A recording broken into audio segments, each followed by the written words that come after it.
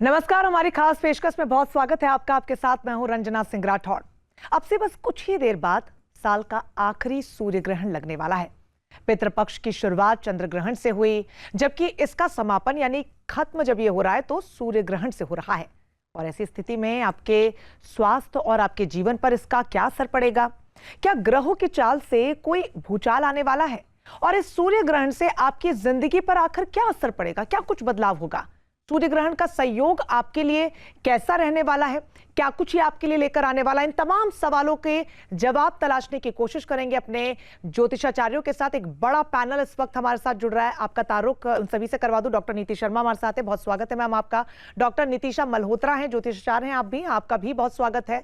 Doctor करिश्मा कौशिक हमारे साथ हैं, मैम आपका स्वागत है। अरविंद त्रिपाठी जी हमारे साथ जुड़ गए हैं, आपका भी सर बहुत स्वागत है। और पंडित महेंद्र मिश्रा ज्योतिषाचार्य हैं, आपका भी सर बहुत स्वागत है। डॉक्टर नीति, मैं आप ही के साथ शुरुआत करना चाहूंगी। दूसरा सूर्य ग्रहण और अंतिम सूर्य ग्रहण, लेकिन जो ये संयोग हो रहे हैं इनसे हम क्या समझे? सबसे पहले तो देखिए, ग्रहण जिसको हम एक्लिप्स बोलते हैं इंग्लिश में, ये एक नॉर्मल एस्ट्रोनॉमिकल फिनोमिना है। वर्ष में 2 बार 2 सूर्य ग्रहण, 2 चंद्रमा के ग्रहण लगने ही लगने हैं। जब पृथ्वी, सूर्य और चंद्रमा एक एक्सिस में आ जाते हैं तब ग्रहण की स्थिति बनती है। ज्योतिषीय दृष्टिकोण से राहु और केतु को बहुत महत्वपूर्ण केंद्र बिंदु ग्रहण की दृष्टि से माना जाता है। साइंटिफिकली राहु और केतु चंद्रमा और पृथ्वी की इंटरसेक्शन पॉइंट्स हैं। असेंडिंग डिसेंडिंग ऑर्डर इनको बोला जाता है, या नॉर्थ नोड और south node of the moon, जो कि सदर्न और नदर्न हेमिस्फीयर में एग्जिस्ट करते हैं। उसके अनुसार जब ये धुरी में, एक धुरी में 180 डिग्री के अंशों में सूर्य, चंद्रमा, पृथ्वी आ जाते हैं तो ग्रहण की स्थिति बनती है। सूर्य ग्रहण अनुमान साल में 177 दिन के अंतराल में होता है, और ग्रहण की स्थिति तब बनती है जब सूर्य और पृथ्वी के बीच में चंद्रमा आ जाता है। अनुमान क्या, अगर आप एस्ट्रोनॉमिकली समझे, सूर्य ग्रहण हमेशा अमावस्या को ही लगता है और चंद्र ग्रहण हमेशा पूर्णमासी को रखता है। और ये बार बार बात हो रही है कि 15 दिन के अंतराल में 2 ग्रहण आ रहे हैं, 15 दिन के अंतराल में ही 2 ग्रहण आते हैं। तो ये स्थिति कोई एबनॉर्मल स्थिति नहीं है, लेकिन ज्योतिष को वेदों का नेत्र माना जाता है। ज्योतिष के 3 पद होते हैं, जिसमें सबसे प्रमुख पद होता है सिद्धांत का, जिसमें गणित और हम एस्ट्रोनॉमी को लॉजिकली समझते हैं, नक्षत्रों के ज्ञान को समझते हैं, ग्रहों के ज्ञान को समझते हैं।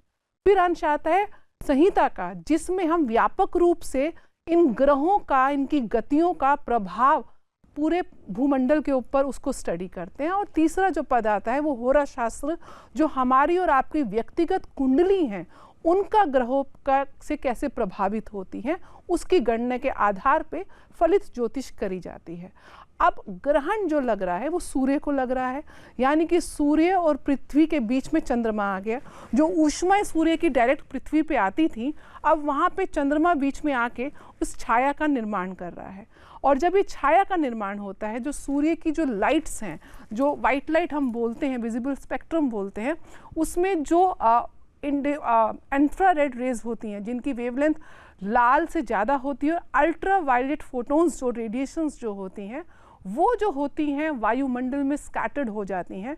उसकी वजह से यूवी रेडिएशंस का कहीं ना कहीं हमारी आँखों के ऊपर, हमारी स्किन के ऊपर और हमारी इम्यूनिटी के ऊपर नेगेटिव इम्पैक्ट पड़ता है, और हम कहते हैं कि नकारात्मक प्रभाव पड़ता है।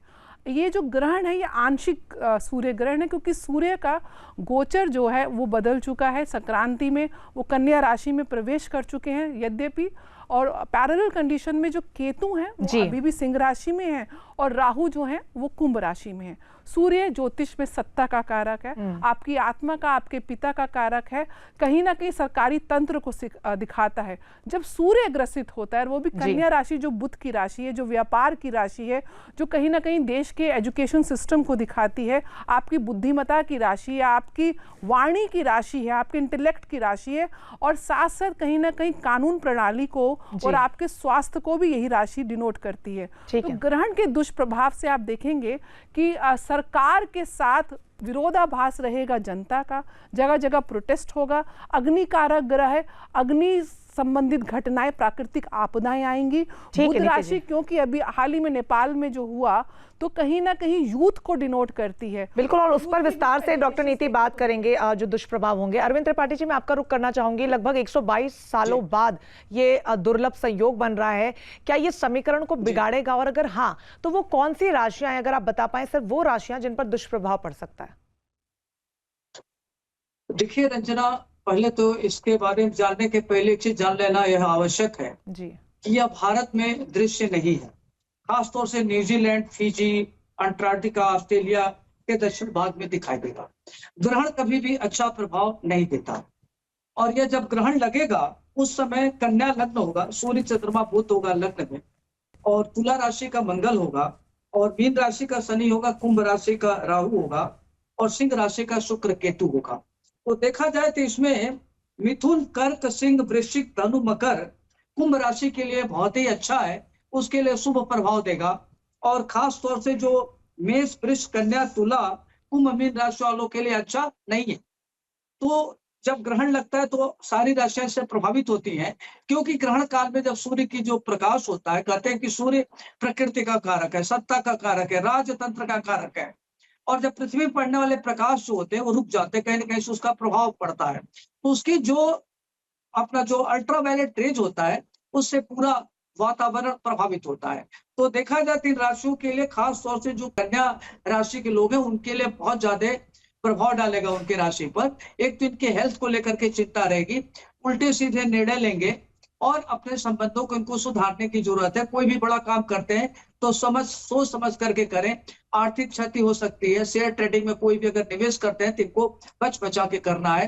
पत्नी की हेल्थ को लेकर के भी ध्यान रखना है। तो इनके लिए बहुत चिंतनीय मुद्दा है ये। और खासतौर से जो मेष राशि वाले जातक होंगे उनके शत्रु में वृद्धि होगी, और जो वृष राशि वाले होंगे उनका मन व्यथित रहेगा, और जो मिथुन राशि वाले होंगे उनके सुख के संसाधनों में वृद्धि होगी, नया व्यापार करेंगे, कार्यों में उनकी प्रगति होगी। वहीं जो कर्क राशि वाले जातक हैं इनको भाई बहन का सुख मिलेगा, परिवार में अच्छा करेंगे, और इनके लिए काफी अच्छा है। वहीं जो सिंह राशि वाले लोग हैं इनको धन लाभ होगा, प्रतिष्ठा में वृद्धि होगी, सुख के संसाधनों में वृद्धि होगी। कन्या राशि वाले लोगों के लिए मन थोड़ा व्यतीत रहेगा, इनको विशेष केयरफुल रहना है, कोई उल्टा पलटा निर्णय नहीं लेना है। वहीं जो तुला राशि वाले जातक है, आपकी परेशानी बढ़ सकती है, खर्चे बहुत हो सकते हैं आपके। एक तो ऑलरेडी एक्स्ट्रा वैकेंट नेचर है, खर्चे और बढ़ेंगे तो जिम्मेदारियां बढ़ जाने के कारण आप बहुत परेशानी में पड़ सकते हैं, तो इस पर आपको ध्यान रखना है। ठीक है, ये तो राशियों पर दुष्प्रभाव आपने बताया। जातक अरविंद है- जी, पंडित जी आपसे मैं जानना चाहूंगी, महेंद्र मिश्रा जी, जो संयोग जिसका हम जिक्र कर रहे हैं, पितृपक्ष की शुरुआत चंद्र ग्रहण के साथ हुई पंडित महेंद्र जी, और अब पितृपक्ष का समापन भी ग्रहण के साथ ही हो रहा है, क्या ये भी कोई संयोग है, कोई संकेत? बिल्कुल बिल्कुल संयोग है, लेकिन आमतौर पे पूर्णमासी और अमावस्या को अक्सर जो है वो लगता है, ग्रहण लगता है। तो पूर्णमासी को चंद्रमा का और अमावस्या को जो है वो सूर्य का ग्रहण लगता है। तो ऐसा होता रहता है, ऐसा नहीं है कि नहीं होता है, होता भी है। 122 साल के बाद लगा है तो लगता भी है। सबसे बड़ी बात यह है कि हमारे यहाँ पे सूर्य भगवान को सभी देवताओं का, मतलब उनको भगवान मानते हैं, सभी देवताओं का उसमें स्थान मानते हैं कि उसमें सब है। और जब ऐसी स्थिति में सूर्य ग्रहण लगता है, चाहे यहाँ पे हो चाहे विदेश में हो, तो उसका जो है दुष्परिणाम जो है देश, दुनिया पे और शरीर पे पड़ना ही होता है। कौन सी राशियों के लिए खतरनाक ये होगा? सबसे ज़्यादा खतरनाक तो ये मीन राशि वालों के लिए है। मीन राशि वालों को जो है वो तकलीफ ज़्यादा होगी, और कन्या राशि वालों के लिए भी है। ऐसी स्थिति में अगर कोई बच्चा इस टाइम में अगर जन्म लेता है तो उसको काफ़ी तकलीफ हो सकता है। दिमाग में उसके कमजोरी आ सकती है, दिमाग से संबंधित कोई बीमारी हो सकती है। ठीक है। और साथ ही साथ जो है ऐसे लोगों को काफ़ी तकलीफ का सामना करना पड़ सकता है। क्विकली आप उपाय बता सकें कि क्या? हाँ उपाय करें बिल्कुल, ऐसे लोग? उपाय बता सकते हैं। इसमें जो है सतनाजा अगर किसी मिट्टी के बर्तन में रख करके उसमें दही, दूध, शहद डाल करके, और उसमें जो है आम का पत्ता, पीपल का जो है टहनी, और साथ ही साथ जो है बरगद के जो है वो जड़ उसमें डाल दिया जाए, और उसको ढक्कन लगा कर किसी पेड़ के नीचे, यानी कि पीपल के पेड़ के नीचे अगर दबा दिया जाए तो सभी ग्रह शांत हो जाता है। और साथ ही साथ मंत्र पढ़ना चाहिए, ओम भास्कराय मम सर्वगणाम पीड़ा नाशनम कुरकुर स्वाहा। सतनाजा का दान करें, गेहूं का दान करें, तो उससे उनका जो है ग्रह अच्छा रहेगा और साथ ही साथ उनको जो है सुखद अनुभव भी होगा और स्वास्थ्य भी ठीक रहेगा। जिन ग्रहों के बारे में मैंने बताया है उनको अपने घर में 2 किलो शहद जरूर रखना चाहिए, जिससे कि उनका जो है मानसिक स्थिति में सुधार भी रहे और उनकी कोई भी ब्रेन से संबंधित यानी दिमाग से मस्तिष्क से रोग संबंधित कोई भी मस्तिष्क से रोग कोई न हो संबंधित। ठीक है डॉक्टर नितिशा जी, मैं आपसे समझना चाहूंगी सूर्य ग्रहण के दिन चंद्रमा, बुध और जो संयोग इसका अलग अलग बन रहा है सूर्य के साथ में, क्या इसका राशियों पर कोई इम्पैक्ट देखने को मिलेगा? देखिए, सूर्य ग्रहण या चंद्र ग्रहण, पूर्णमासी या अमावस्या, यानी सिर्फ आत्मा सूर्य ग्रसित नहीं होती, यहाँ पे चंद्रमा यानी मन भी ग्रसित होता है। यानी सूर्य ग्रहण पर हमारी आत्मा और हमारा मन दोनों ही ग्रसित है। तो इसका इम्पैक्ट, क्योंकि संयोग कैसा पड़ रहा है, सूर्य के 180 डिग्री मीन राशि में शनि महाराज गोचर कर रहे हैं और राहु केतु से समष्टक है, तो यहाँ पे इम्पैक्ट तो पड़ेगा ही पड़ेगा। और देखिए, ब्रह्मांडीय ऊर्जा सार्वभौमिक है, ये अपना पूरा का पूरा इम्पैक्ट मानव जीवन पर, सृष्टि पर, जनजीवन पर, जीव जंतुओं पर डालता है। तो कहीं पर भी वो ग्रहण लग रहा हो, वो यहाँ पर भी इम्पैक्ट देगा, क्योंकि वो राशि वाइज इम्पैक्ट देगा। अगर राशि की बात की जाए तो कन्या राशि के उत्तरा फाल्गुनी नक्षत्र में लग रहा है और हस्त नक्षत्र को भी ले रहा है। तो उत्तरा फाल्गुनी नक्षत्र सूर्य का है, हस्त नक्षत्र चंद्रमा का है। पहले तो 2 नक्षत्र वालों को थोड़ा सा संभल के रहना है। दूसरा, कन्या राशि, तुला राशि, मीन राशि, सिंह राशि, क्योंकि सिंह राशि सूर्य की राशि है, और मकर और कुंभ राशि, इनको ज्यादा इम्पैक्ट पड़ेगा, क्योंकि मकर राशि के भाग्य स्थान पे ये गोचर हो रहा है, कुंभ राशि के अष्टम भाव में ये गोचर होने जा रहा है। तो ये जो 6 राशियां हैं, इनको बहुत संभल कर रहने की जरूरत है। खर्चों से बचना है, दुर्घटनाओं से बचना है, बड़े बड़े डिसीजन लेने से बचना है। और सब राशि वालों के लिए एक कॉमन, जॉब नहीं छोड़नी है, किसी भी विवाद में नहीं पड़ना है बॉस से, और अपने पिता से वैचारिक मतभेद बिल्कुल नहीं रखने हैं। ये आप सबके लिए। एक चीज और बोलना चाहूंगी, भारत के पूर्वी क्षेत्र यहाँ पे बहुत ज्यादा डैमेज होते हुए नजर आ रहे हैं, क्योंकि जल तत्व चंद्र ग्रहण और सूर्य तत्व फायर एलिमेंट, वाटर एलिमेंट दोनों तरह से एक्टिवेट है। तो बहुत बड़ा भूकंप, भूचाल या दुर्घटना या जंगलों में आग लग जाना, क्योंकि मंगल का साल है और 9वां ही महीना चल रहा है, तो ऐसे इम्पैक्ट भी हमें देखने को मिल सकते हैं। ठीक है डॉक्टर करिश्मा, मैं आपका रुख करना चाहूंगी, जैसे कि जिक्र नितिशा जी ने किया कि यहाँ पर जो अलग अलग राशियां उन पर इम्पैक्ट इसका देखने को मिलेगा, लेकिन जिन राशियों पे इसका कोई इम्पैक्ट नहीं है, ना अच्छा ना बुरा, कोई नहीं, क्या उनको रिलैक्स होकर बैठने की जरूरत है? क्योंकि ये बड़ा सहयोग है, तो उनके लिए भी आपके पास कुछ उपाय? नहीं, देखिए, क्योंकि जब सौर मंडल में ग्रहण लग रहा है, अब देखिए सूर्य को ग्रहण लग रहा है। सूर्य क्या है? सारे नवग्रहों में से सबसे बड़े राजा हैं, और सारे जितने भी बाकी के 8 ग्रह हैं उनको ऊर्जा दे रहे हैं, और यही 8 ग्रहों को नहीं, बाकी पूरे ब्रह्मांड में ऊर्जा फैला रहे हैं। इनफैक्ट हमें भी ऊर्जा सूर्य से ही मिल रही है। सूर्य ना हो तो ये जीवन नहीं है। अब इसी सूर्य को ग्रहण लग रहा है, तो आप ये बताइए कि बाकी राशियों पे कैसे इसका प्रभाव अच्छा पड़ सकता है।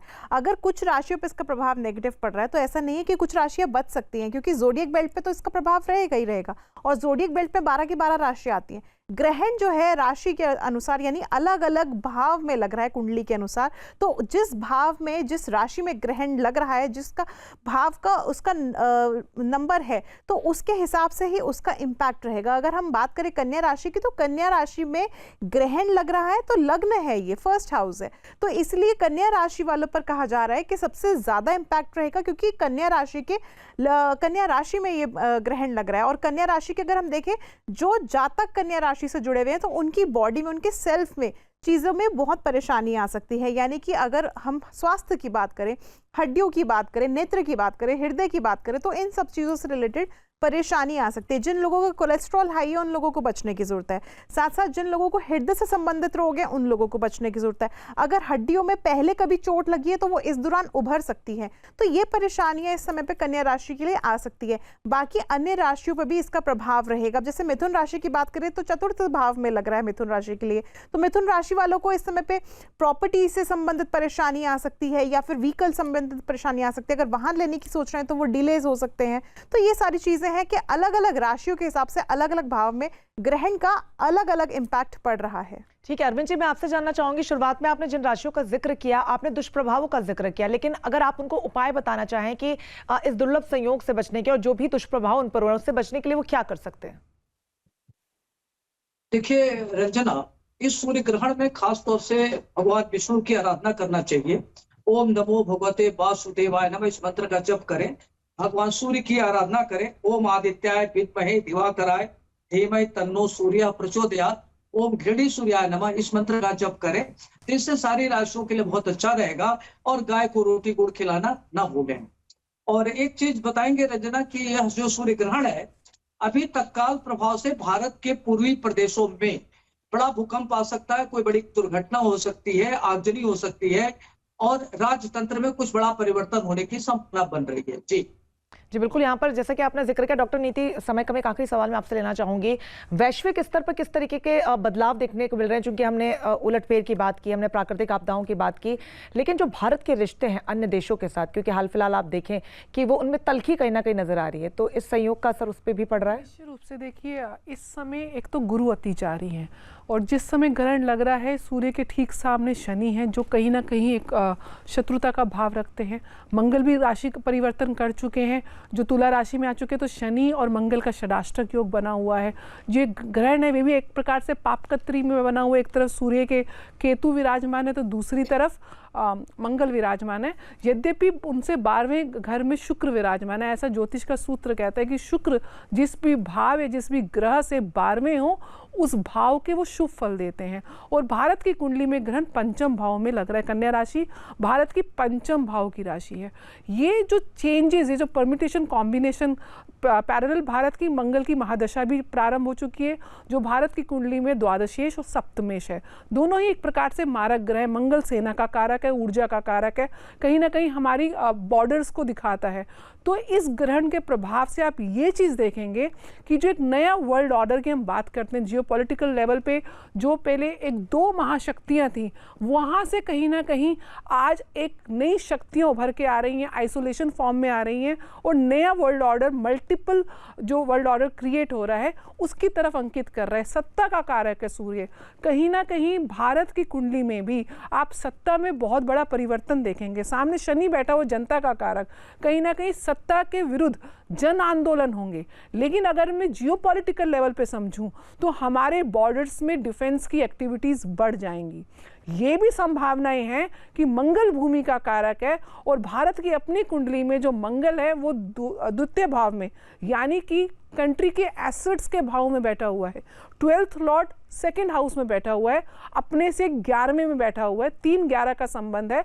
तो ये भी संभावना है ग्रहण के प्रभाव से पाकिस्तान, हमारे बॉर्डर स्टेट्स के साथ कुछ एजिटेशंस होंगी जिससे अंततः हमको भूमि का लाभ होगा, लॉसेस होंगे, ब्लडशेड होगा, वॉर भी होगी। और एक चीज़ और बताना चाहूँगी, बुध की राशि में ये ग्रहण लग रहा है तो जो स्टूडेंट्स हैं, जो युवा वर्ग हैं, यहाँ पे उनके साथ एजुटेशंस, नए एजुकेशन सिस्टम में, कानून प्रणाली में कुछ नया रिफॉर्मेशन आने की संकेत मिल रहे हैं। बुध व्यापार का कारक है। इस ग्रहण का शुभ परिणाम ये मिलेगा कि जो ट्रंप ने टैरिफ लगाया है वो टैरिफ कम होगा, क्योंकि भारत का पंचम भाव है बुध की राशि, उच्च की वहाँ पे बैठी हुई है और बुध स्वयं इस समय उच्च की राशि में गोचर कर रहे हैं। तो ग्रहण का सकारात्मक और नकारात्मक दोनों ही प्रभाव देखने को मिलेंगे। राशिगत भी व्यक्तिगत कुंडली में डराने की बात नहीं है। अगर आपकी कुंडली में अच्छी दशाएं चल रही हैं तो ग्रहण इतना ज्यादा डैमेज नहीं करेगा। क्विकली मैं आप तीनों से छोटा सवाल लेना चाहूंगी। आप ग्रहण को लेकर जो संयोग बन रहा है, प्रेडिक्शन क्या कर रहे हैं उसको लेकर? मैं ये कह रहा हूँ कि पाकिस्तान और चाइना के साथ इसके संबंध और भी खराब होंगे भारत के। साथ ही साथ जो है ये जो है सुधरने वाले नहीं हैं और देश के अंदर जो है वो आक्रोश बढ़ेगा। ठीक है पंडित जी। नितिशा जी, आपका एक प्रेडिक्शन? जी, मेरा भी यही प्रेडिक्शन है कि पड़ोसी देशों की हालात बुरे होने वाले हैं और भारत का पूर्वी क्षेत्र बहुत सेंसिटिव है और नेताओं पर भी इस समय कोई बड़ा इम्पैक्ट देखने को मिल सकता है। और जहां पे ये ग्रहण का इम्पैक्ट है वहां पर ज्यादा इम्पैक्ट रहेगा। फायर एलिमेंट बहुत ज्यादा एक्टिवेट हो रहा है। डॉक्टर करिश्मा, आपका प्रेडिक्शन? देखिए, सरकार में आपको उथल पुथल देखने को मिल सकती है, खासतौर से विपक्षी सरकार में। और इसके अलावा अगर हम बात करें आसपास के देशों की, तो आसपास के देशों में पाकिस्तान के साथ दोबारा से एक तरह से फिर भी हम कह सकते हैं कोल्ड वॉर दोबारा होना या इस तरह की जंग की स्थितियां दोबारा बनना इस समय पे संभव है। बिल्कुल। अरविंद जी, एक आपका छोटा सा प्रेडिक्शन लेना चाहूंगी, समय की कमी में। जी देखिए रंजना, अभी देखा जाए तो हम 2-3 प्रेडिक्शन करना चाहते हैं। एक तो भारत के लिए बहुत महत्वपूर्ण है, इसमें भारत की भूमिका बहुत महत्वपूर्ण होगी और देश के प्रधानमंत्री निष्कंटक अभी आगे राज करेंगे। अभी वो लगातार आगे उनका प्रभाव पड़ेगा और बहुत ही बलशाली होंगे, ताकतवर नेता के रूप में उभरेंगे। भारत की स्थिति बहुत मजबूत होगी, अमेरिका से रिश्ते सुधरेंगे, और अभी भारत और पाकिस्तान के युद्ध होने की संभावना बन रही है। रशिया से संबंध अच्छा होगा, तो देखा जाए तो अंतर्राष्ट्रीय स्तर पर बिल्कुल, और ये भारत का संयोग है, महत्व और संयोग का अर्थ ही होता है बदलाव, और वो चाहे वैश्विक रिश्तों में बदलाव हो, राजनीति में बदलाव हो या अन्य तरीके का बदलाव हो। और इसीलिए हमने आप ज्योतिषाचार्यों को बुलाया ताकि जिन राशियों पर इसका इम्पैक्ट देखने को मिल रहा है, चाहे वो दुष्प्रभाव हो, चाहे कोई भी प्रभाव ना हो, लेकिन उसके उपाय लोग क्या कर सकते हैं। बहुत शुक्रिया आप सभी का हमारे साथ जुड़ने के लिए। अरविंद जी, आपका भी बहुत शुक्रिया, आप हमारे साथ जुड़े। उम्मीद है कि बहुत ध्यान से आपने सुना होगा, क्योंकि आंशिक सूर्य ग्रहण है, बहुत ज्यादा प्रभाव रहेगा नहीं, लेकिन अगर आपकी वो राशि है जो हमारे मेहमानों ने, हमारे ज्योतिषाचार्यों ने बताई है और उस पर दुष्प्रभाव पड़ रहा है, तो उन उपायों को आप जरूर करें। बहुत खुश रहिए, बहुत स्वस्थ रहिए। मुझे इजाजत दीजिए, नमस्कार। जहाँ भक्ति है हर शब्द में, कथाओं में छिपे हैं दिव्य रहस्य, और ज्योतिष देता है जीवन को दिशा। धर्म से जुड़ी हर बातों को जानने के लिए हमारे चैनल स्तुति को सब्सक्राइब करें। चैनल पर जाने के लिए इस लिंक पर क्लिक करें।